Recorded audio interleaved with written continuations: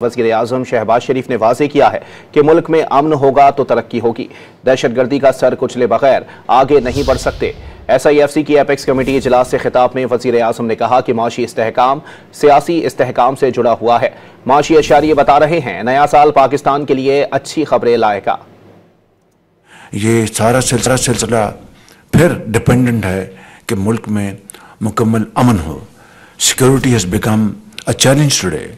आज इसने दोबारा सर उठाया तो इसका सर कुचले बगैर हम अपना आगे नहीं बढ़ सकते। And the target is to defeat this monster again hands down. तो उसके लिए हमें सबको फिर इकट्ठा होना होगा, एक पेज पे होना होगा। मैं सबको मुबारकबाद देना चाहता हूँ कि तारा चनार में अब कल एग्रीमेंट साइन हुआ है, तो दर्जा बदर्जा जिन्होंने भी इसमें कंट्रीब्यूशन की है वो सब मुबारकबाद के लायक हैं।